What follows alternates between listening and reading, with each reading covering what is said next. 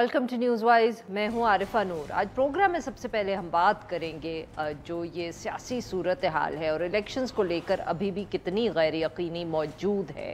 क्या ये गैर यकीनी जो है ये सिर्फ पाकिस्तानी लोगों के दिमाग में है या सचमुच इसका ताल्लुक जो कुछ हो रहा है इस वक्त सियासत में उससे भी है। आज जो इलेक्शन कमीशन है उन्होंने सदर के ख़त का जवाब भी दिया है। गुज़िश्ता रोज़ सदर पाकिस्तान आरिफ अलवी साहब ने इलेक्शन कमीशन को ख़त भेजा था और कहा था कि आज या कल मुलाकात करते हैं इलेक्शन की तारीख़ तय करने के हवाले से। इलेक्शन कमीशन ने जो जवाब दिया है उसमें उन्होंने कहा है कि ऐसी मुलाकात का कोई फ़ायदा नहीं होगा, बिकॉज़ इलेक्शन कमीशन का ये ख्याल है इस ख़त में जो लिखा है कि अब कानून के नीचे सदर साहब के पास ये इख्तियार नहीं है तारीख़ देने का, ये इख्तियार अब इलेक्शन कमीशन के पास है। इसलिए अब मुलाकात करने की कोई ख़ास ज़रूरत नहीं है, उसका कोई फ़ायदा नहीं होगा। अब ये जो जवाब है ये गुज़िश्ता रोज़ से एक्सपेक्ट कर ही रहे थे सब के इलेक्शन कमीशन जो है वो सदर मुमलिकत से मुलाकात नहीं करेगी और साथ में ये कि इलेक्शन की तारीख़ भी जो है वो देती हुई इलेक्शन कमीशन या सदर हमें नज़र नहीं आएंगे। सियासतदानों के बयानात तो जारी हैं। अब हर कोई जो है जो भी उनकी जमात की एक व्यू होता है उस हवाले से बयान सामने आ जाता है। वुकला या लीगल एक्सपर्ट्स की भी बात करें तो इतना ही डिवाइडेड ओपिनियन हमें नज़र आता है कि इलेक्शन की तारीख़ देने का इख्तियार किसके पास है, 90 दिन में होना कितना ज़रूरी है। सेंसस की बेसिस पे CCI का जो इजलास हो गया, नोटिफिकेशन जारी कर दिया गया, तो इसके बाद ताख़ीर इलेक्शंस में बनती है, जायज़ है कि नहीं है। इन सब पे जितने भी व्यूज़ सामने आए हैं ज़्यादातर हम कह सकते हैं कि वो हमें एक डिवाइडेड व्यू यहाँ नज़र आता है। मगर इलेक्शंस जो हैं उन पे ही बहस जारी है और यहाँ तक कि जो केयरटेकर प्राइम मिनिस्टर हैं उनको भी शायद ये महसूस हुआ कि वो क्लैरिफाई करें कि वो कितने थोड़े अरसे के लिए आए हैं। और मगर जैसे PMLN भी कहती है कि इलेक्शंस करवाना उनकी ज़िम्मेदारी नहीं है, जिस दिन इलेक्शंस होंगे उस दिन उनका ये जो मैंडेट है ये ख़त्म हो जाएगा। मगर इसी हवाले से एक अहम ख़बर ये भी है कि जो अमेरिकन एम्बेसडर हैं पाकिस्तान में डोनाल्ड ब्लूम, उन्होंने भी चीफ इलेक्शन कमिश्नर से मुलाकात की है और ये कहा गया इस मुलाकात के बाद कि उन्होंने अमरीकी सफ़ीर ने भी इलेक्शन कमिश्नर को ये कहा कि पाकिस्तान के आइन के मुताबिक आज़ादाना और मुनसिफाना इंतखाबात जो हैं उनके लिए अमरीकी हमायत जो है वो हाजिर है और जो भी ज़रूरत पड़ेगी इलेक्शन कमीशन को वो प्रोवाइड कर देंगे। सारी ये बहस एक तरफ जारी है, दूसरी तरफ कोर्ट केसेस जो पाकिस्तान तहरीक इंसाफ की चेयरमैन के हवाले से हैं वो भी जारी हैं। उस पर भी जो हाई कोर्ट में केस चल रहा था, सुप्रीम कोर्ट हम कह सकते हैं जंप्ड इनटू द फ्रे सो टू स्पीक। आज भी समाअत हुई है, उसको मौखर कर दिया गया है। आने वाले दिनों में देखते हैं कि इस्लामाबाद हाई कोर्ट से क्या फ़ैसला आता है उस पर और फिर सुप्रीम कोर्ट इस सारे मामले को किस तरह देखता है।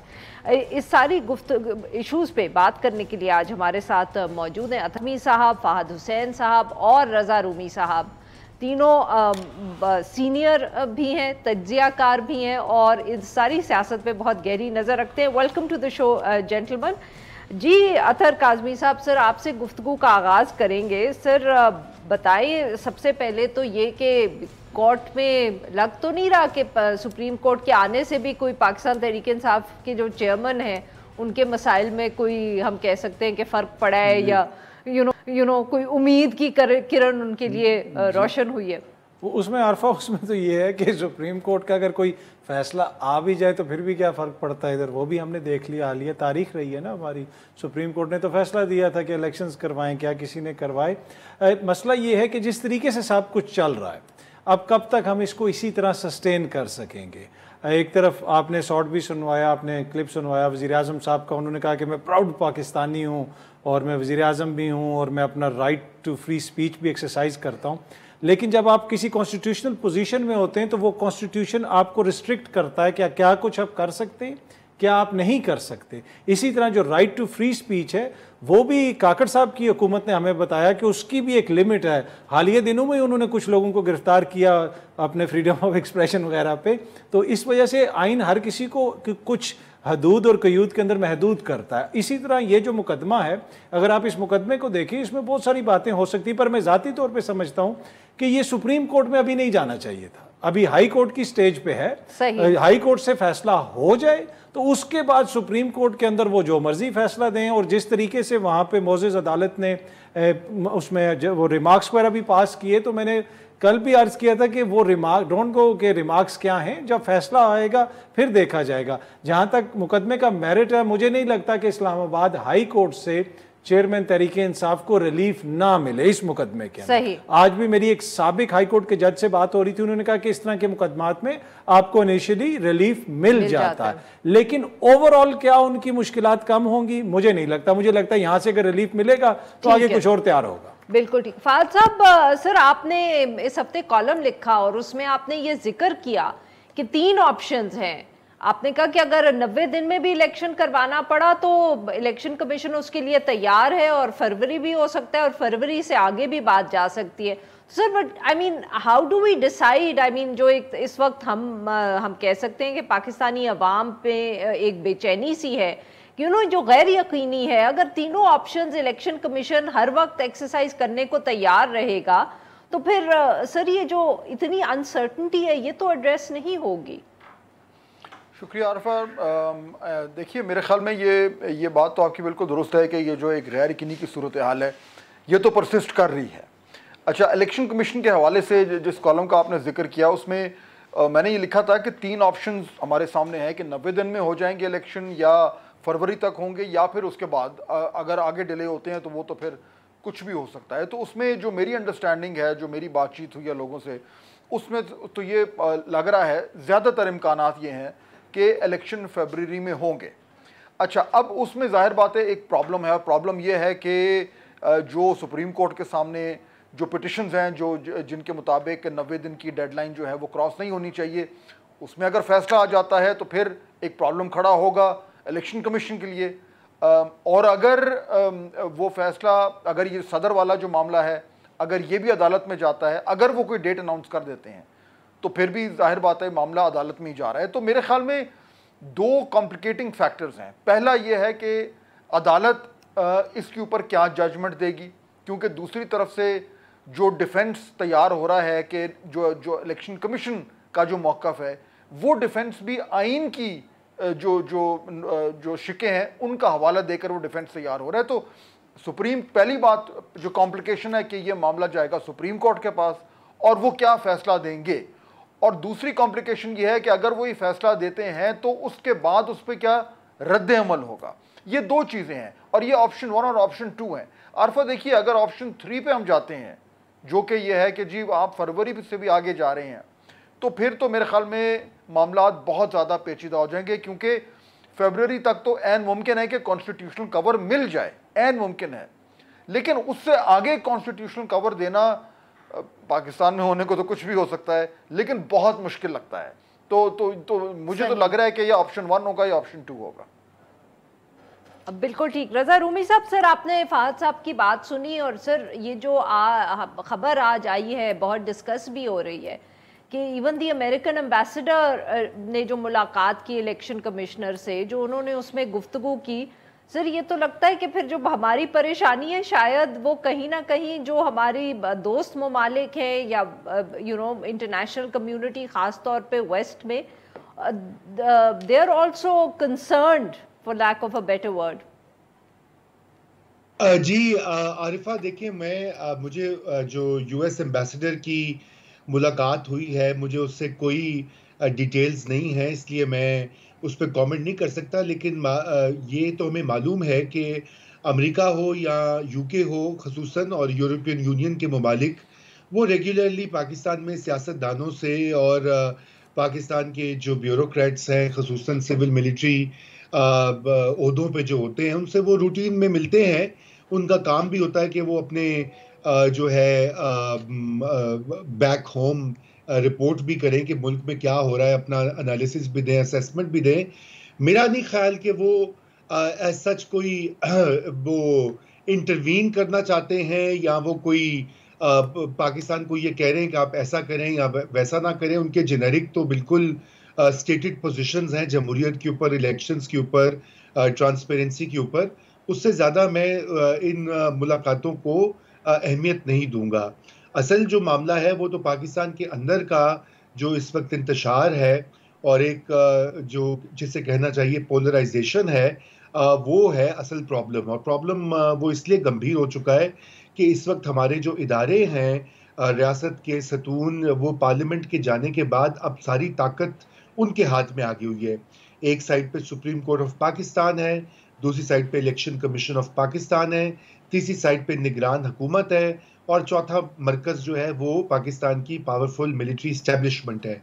ये चार जो पिलर्स हैं या सोर्सेज ऑफ पावर हैं, ये अब उनके दरमियान एक जिसे कहना चाहिए मामला तय होगा। सदर पाकिस्तान भी इसमें शामिल है, अगरचे कि उनका टेन्योर ख़त्म हो रहा है, लेकिन अभी आपने देखा जैसे उन्होंने ख़त लिखा चीफ इलेक्शन कमिश्नर को, और चीफ इलेक्शन कमिश्नर ने आगे से जवाब दिया कि इलेक्शन एक्ट की में तरमीम के बाद शायद वो मुलाकात ज़रूरी नहीं। तो आप ये देख सकती हैं कि इस वक्त एक टेंशन भी है और एक लैक ऑफ अग्रीमेंट भी है, कंसेंसस भी है इन चार जो सतून है पावर के। तो जब तक ये आपस में एक तरीका नहीं निकालेंगे मुल्क को आगे ले जाने का, उस वक्त तक हम हतमी तौर पे नहीं कह सकते कि इलेक्शंस का मामला और दीगर जो मामलात हैं वो कहाँ पे जाएंगे।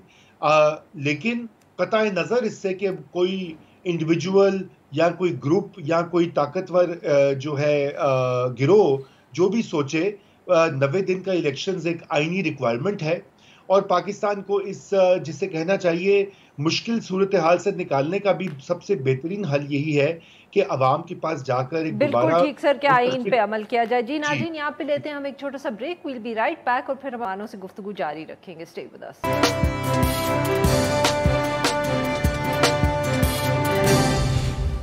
वेलकम बैक नाज़रीन। हम गुफ्तगू करें अतर काज़मी साहब से, फ़हाद हुसैन साहब से और रज़ा रूमी साहब से। अतर साहब, ये जो बात की रज़ा रूमी साहब ने, ये सर व्यू जो है ना, ये आहिस्ता आहिस्ता काफ़ी ज़्यादा लोग ये बात करते हैं कि मसाइल मुल्क के इतने हैं, पोलराइजेशन इतनी है कि सिर्फ इलेक्शन कराने से तो कुछ भी हल नहीं होगा। पहले ये जो ग्रैंड डायलॉग, ये बंदा ऑब्वियसली रज़ा रूमी साहब ने उसको ऐसे नहीं कहा, बट ये कि ये मसले जब तक हल नहीं होंगे तो इलेक्शन से भी कुछ नहीं निकलेगा।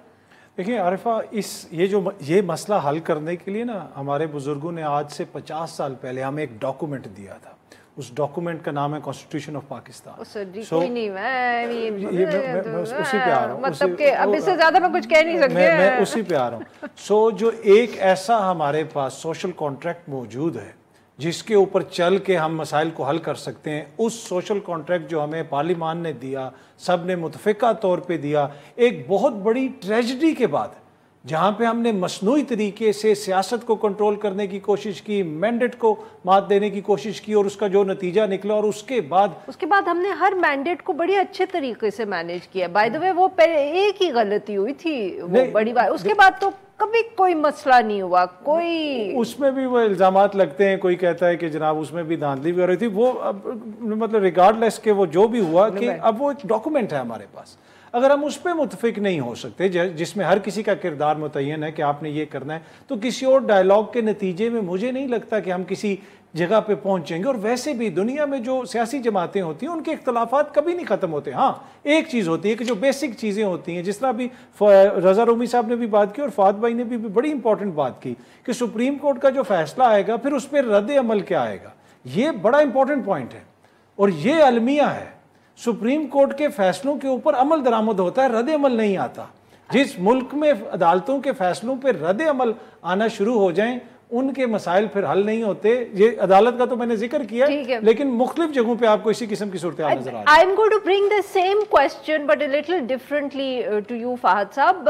ये जो बात की अथर साहब ने, ये जो रज़ा रूमी साहब ने की, सर अब सवाल तो ये भी उठता है कि अगर हमारे पास जब पार्लियामेंट आएगी या जो सियासतदान है, इन्होंने उस किस्म की कानून साजी करनी है जो ख़ास तौर पे पिछले आखिरी हफ्तों में हुई है, तो आई मीन ये जमहूरियत what is it delivering to the people? Sir मैं बहुत संजीदगी से पूछ लूं कि अगर मतलब कि हम पीटीआई की भी कोई लेजिस्लेशन का रिकॉर्ड बहुत अच्छा नहीं था, बट पीडीएम का भी अगर मुख्तलिफ नहीं होगा और वो इस किस्म के ड्रकोनियन कवानीन बनाएंगे तो क्या फर्क रह जाता है सर इस वक्त मार्शल लॉ में और एक जमहूरियत में? देखिए, ये सवाल अनफॉर्चुनेटली जो है वो बहुत जगह पूछा जा रहा है और बड़ी फ्रीक्वेंसी से पूछा जा रहा है, विच इज़ अनफॉर्चुनेट, क्योंकि जमहूरियत जो है वो कोई एक आसान सिस्टम तो नहीं है, बहुत मुश्किल सिस्टम है, इट्स वेरी वेरी डिफ़िकल्ट। लेकिन ये है कि हमारा एक आइन है, उस आइन के तहत हमने चलना है। और मेरा ख्याल है कि पाकिस्तान में आई होप कि बड़े कम लोग होंगे जो ये कहेंगे कि नहीं जी पाकिस्तान सिर्फ मार्शल लॉ के अंडर जो है वो प्रोग्रेस कर सकता है और वो बेहतर गवर्नेंस प्रोवाइड कर सकता है, क्योंकि माजी में तो ये ऐसा तो नहीं है कि हमने मार्शल लॉ एक्सपीरियंस नहीं किया। अब सवाल ये है कि हमारे पास एक फ्लॉड डेमोक्रेसी है और फ्लॉड पॉलिटिकल पार्टीज़ हैं और फ्लॉड पॉलिटिकल लीडर्स हैं, इसमें तो कोई शक नहीं है। अगर आप पीटीआई की डिज़ास्ट्रस जो गवर्नमेंट है उसको देख लें तो उसमें कोई शक ही नहीं रह जाता कि जब एक इनकॉम्पिटेंट गवर्नमेंट हो तो क्या करती है। लेकिन दूसरी तरफ जो रिवायती नहीं निकली, मैं वहीं पे आ रहा हूं कि जो दूसरी जमातें हैं उनका प्रॉब्लम यह है कि उनका एक डिस्कनेक्ट हो गया है इस वक्त की पॉपुलेशन से। किसी को अच्छा लगे या बुरा लगे, जो आपका यूथ है वो पीटीआई के साथ है। और वो क्यों है? वो जो रिवायती जमातों का जो सबसे बड़ा फेलियर है कि वो पाकिस्तानी माशरे के साथ इवॉल्व नहीं कर पा रहे, वो एक पुराने ज़माने में 90 और 80 की दहाई में फंसे हुए हैं। तो एक तरफ आपका ये हाल है, दूसरी तरफ दूसरी जमात है जो पॉपुलर तो है लेकिन वो इनकॉम्पिटेंट भी है और उसमें फैशिस्ट टेंडेंसीज भी हैं। अब जब ये आपके सामने ऑप्शंस हों तो फिर वो सवाल जो आप कर रही हैं वो सवाल बनता है। लेकिन हम सिर्फ यही उम्मीद कर सकते हैं कि कॉन्स्टिट्यूशन के तहत जो है वो कोई कॉन्स्टिट्यूशनल ब्रेकडाउन ना हो, यही जो सिस्टम है वो चले और उसमें चेक्स एंड बैलेंसेस बढ़ें, तगोदो चलती रहे, मुख्तलिफ सेंटर्स ऑफ पावर हों। यही एक सिस्टम है, फ्लॉड हो या नहीं हो, लेकिन इससे बेहतर हमारे पास अभी और कोई सिस्टम है नहीं। जी नाज़रीन, यहाँ पे देते हैं हम एक छोटा सा ब्रेक, विल बी राइट। फिर इस बहस को हम रजा रूमी साहब के पास लेके जाएंगे और आगे बढ़ाएंगे। स्टे विद अस।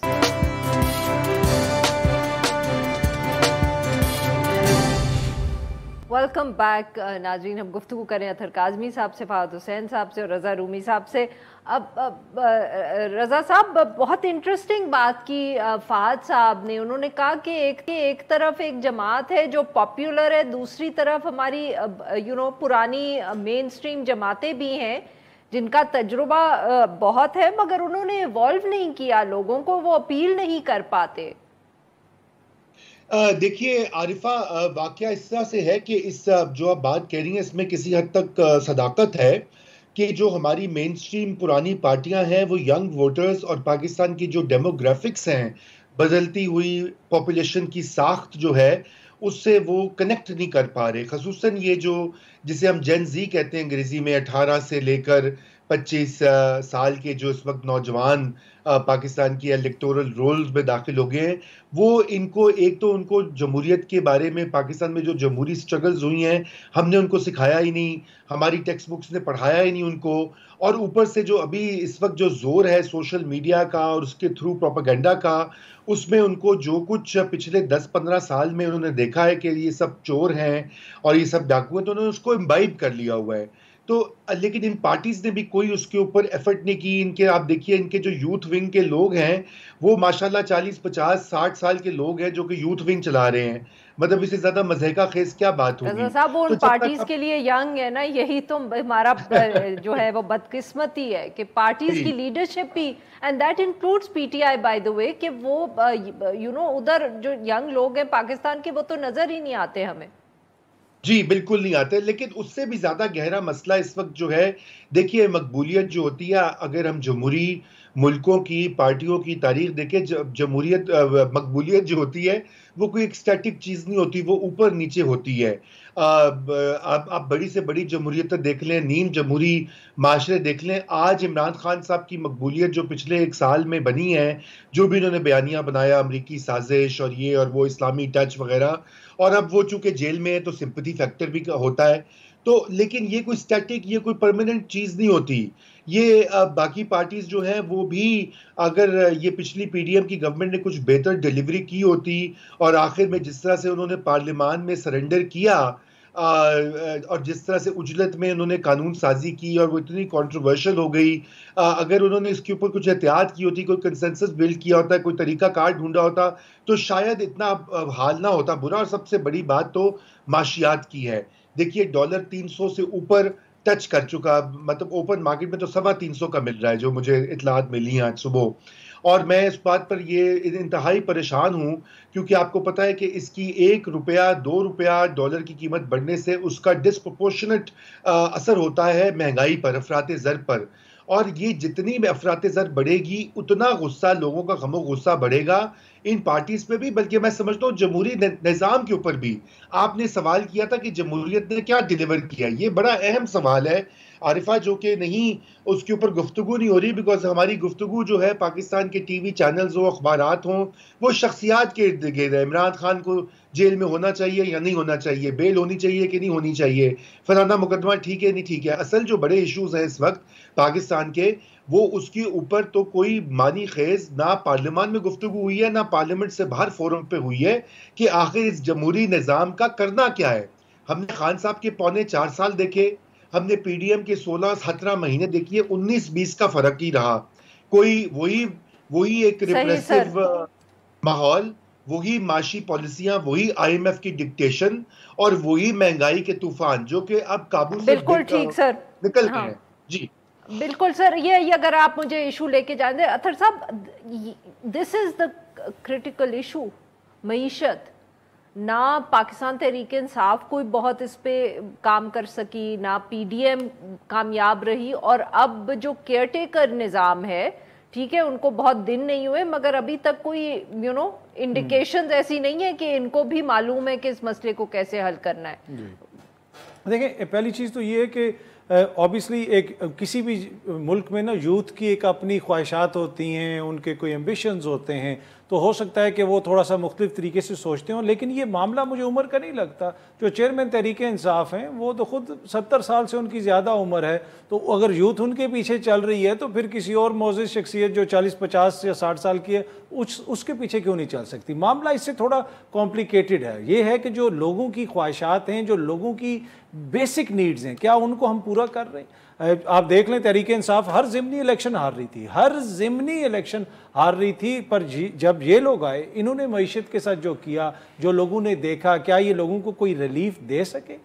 मुझे नहीं लगता कि रिलीफ मिला, और उसका भी आपको फिर रिएक्शन, अगर ये 16 महीने के दौरान बेहतर परफॉर्म कर जाते, बेहतर चीज़ें होती, तो आप देखते काफ़ी हद तक चीज़ों के अंदर आपको चीज़ें काम लगती। दूसरी चीज़ ये होती है कि असल इशू ये है कि मईशत तभी ठीक होगी जब आपके मुल्क के अंदर सियासी माहौल ठीक होगा। एक तरफ हम इन्वेस्टमेंट कह रहे हैं कि पूरी दुनिया से आए, और बड़ी अच्छी ये कोशिश है, I am all for it, लेकिन दूसरी तरफ हम दुनिया को ये मैसेज दे रहे हैं कि जो मुल्क का सबसे बड़ा आईनी ओहदा है सदर ममलिकत, वो ट्वीट करके दुनिया को बता रहे हैं मेरा अमला तो मेरी बात ही नहीं मानता। अब कोई इन्वेस्टर अपना $1 या पाउंड या यूरो डालेगा इस मुल्क में, वो कहेगा यार इस मुल्क का सदर जो है, उसका सेक्रेटरी उसकी बात नहीं मानता, तो मेरे साथ इन्होंने क्या करना है। तो ये वो सारे मसाइल हैं जिनको हल करने की जरूरत है। फाहद साहब, वेरी इंपॉर्टेंट इशू कि क्या पॉलिटिकल स्टेबिलिटी लाए बगैर ये हम इकोनॉमी ठीक कर लेंगे। जो कोशिशें हो रही हैं, इन्वेस्टमेंट आ जाएगी।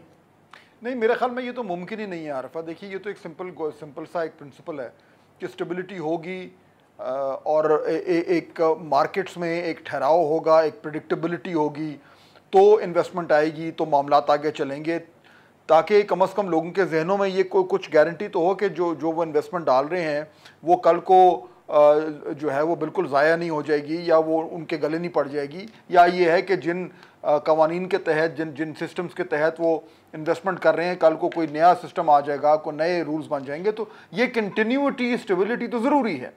अब सवाल बड़ा इस टाइम ये है कि वो स्टेबिलिटी कैसे आएगी। इस वक्त जो मौजूदा सूरत हाल है, हमने देख लिया कि जब एक इलेक्शन की बुनियाद पर 2018 में इलेक्शन हुए और उसके बाद एक गवर्नमेंट बनी, तो क्या उसके बाद स्टेबिलिटी आई, ये एक सवाल है। उसके बाद एक वोट ऑफ नो कॉन्फिडेंस आया, वो भी एक आईनी एक तरीकाकार था। जब वो हुआ, क्या उसके बाद स्टेबिलिटी आई। तो ये सवाल तो जेन्युइन बनता है क्या, चलें लेट्स अज्यूम के 90 दिन में इलेक्शन हो जाते ना ही समझिए इलेक्शंस थे। नहीं देखिए इलेक्शंस, ये लोग सवाल कर रहे हैं ना कि जी इलेक्शन से क्या होगा। मेरे ख्याल में इलेक्शन कोई जादू की छड़ी तो नहीं है, यानी अगर आज 90 दिन में इलेक्शन हो जाता है तो क्या ये मामला सारे ठीक हो जाएंगे, या अगर फरवरी तक हो जाता है तो क्या मामला ठीक हो जाएंगे, नहीं होंगे। लेकिन ऑल्टरनेटिव क्या है आपके पास, ऑल्टरनेटिव इज वर्स। तो मेरे ख्याल में we have to pick between two choices, जिनमें से elections is the least bad choice. उससे कम हमें ये तो समझ आ जाएगी कि जी एक इलेक्शन हो गया है, एक गवर्नमेंट आ गई है, 5 साल का मैंडेट है, अब उसने जो है वो हाथ पैर मार के कुछ करना है। अगर इलेक्शन नहीं होते तो फिर ये गैर यकीनी की सूरत हाल और ज्यादा बढ़ेगी। बिल्कुल ठीक सर। जी नाज़रीन, यहाँ पे लेते हैं हम एक छोटा सा ब्रेक। Right back.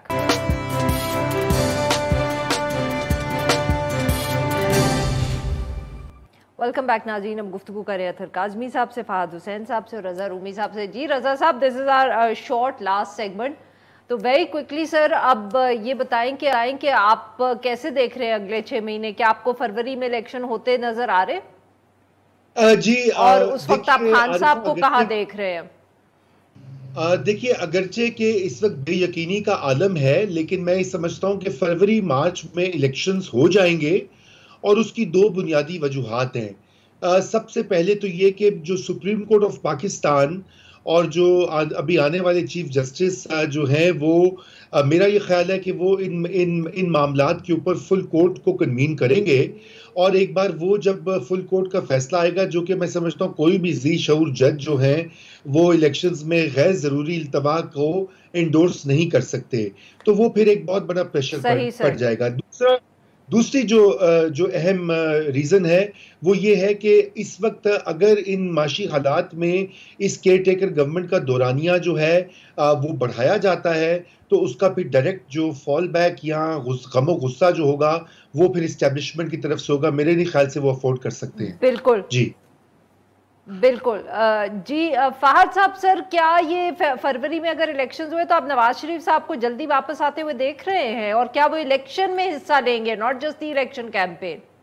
अरफा, देखिए मेरे ख्याल में मुझे तो लग रहा है कि फरवरी तक इलेक्शंस हो जाएंगे, उससे आगे डिले कम से कम मुझे नज़र नहीं आ रहा, पहली बात। दूसरी, जाहिर बात है ये एक सर्टनिटी से ये मामला जो है वो सेटल होगा कुछ दिनों के बाद, जब भी अदालत की तरफ से कोई फैसला आएगा।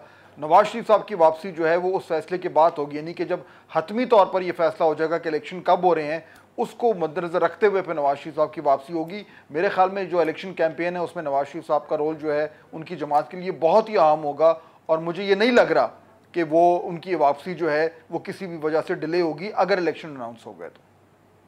बिल्कुल ठीक। अतहर साहब, क्या बल्ले का निशान होगा बैलेट पेपर पे? मतलब कि पीटीआई चेयरमैन तो जेल में ही होंगे, उस पर तो मुझे पता कोई शक ही नहीं है, इसलिए मैं पूछ ही नहीं रही। बट 200 मुकदमे, मतलब अब कोई नया मुकदमा हो गया उन पे। इशू ये है कि देखिए ये बड़ी अनफॉर्चुनेट बहस है कि क्या नवाज शरीफ साहब सियासत में होंगे, क्या कोई और मोज़िज़ शख्सियत होगी। ये मैं आप और कोई 4 बंदे स्टूडियो में बैठ के डिसाइड तो नहीं करेंगे ना। ये पाकिस्तान की अवाम का राइट है कि वो अगर उनकी विल नवाज शरीफ है तो he should be on the seat, अगर उनकी विल कोई और मोज़िज़ शख्सियत है वो सीट पे होना चाहिए। जब तक इस मुल्क में ये बहस होती रहेगी क्या वो होगा या वो होगा, नहीं, कि जो अवाम की मंशा वो होना चाहिए, जब तक बहस उस सिमत में नहीं जाएगी मेरे ख्याल में चीज़ें जो हैं वो दुरुस्तगी की तरफ नहीं जाएंगी। अब ये -1 फॉर्मूला, रजा साहब पहले आप और फिर फहद साहब very quickly, you think that this is still effective? Raza साहब फर्स्ट यू। बिल्कुल भी नहीं। देखिए, नवाज शरीफ को माइनस किया गया, वो माइनस नहीं हुए, कुछ अरसे के लिए तो दबा दिया गया, फिर आपने देखा he is calling the shots now, और अभी भी उन्हीं की वापसी के गिर्द जो है सबसे बड़ा सियासी सवाल उठ रहा है। इसी तरह मैं समझता हूँ इमरान खान साहब को भी अगर माइनस कर भी दिया जाए तो वो एक शॉर्ट टर्म मेजर ही होगा। लॉन्ग टर्म में जो पॉपुलर सियासतदान और उनकी अगर जो पॉपुलर सपोर्ट होती है वो दोबारा रीबाउंड करती है। इसी वजह से ये जो इंजीनियरिंग का काम है करना ही नहीं चाहिए। जी फहद साहब, देखिए शॉर्ट टर्म में तो -1 जो है वो इमरान खान साहब का हो रहा है, वो होगा, और मेरे ख्याल में उसका जो ऑब्जेक्टिव है वो भी शॉर्ट टर्म ही है। वो एक बार माइनस हो जाए तो फिर मीडियम टर्म और लॉन्ग टर्म जो है उसको वो जब आएगा तो तब मेरे ख्याल में देखी जाएगी। बहुत बहुत शुक्रिया हमारे 3 मेहमानों का, उन्होंने हमारे लिए काला। नाजरीन, आज के लिए बस इतना ही। Now we will be back on Monday.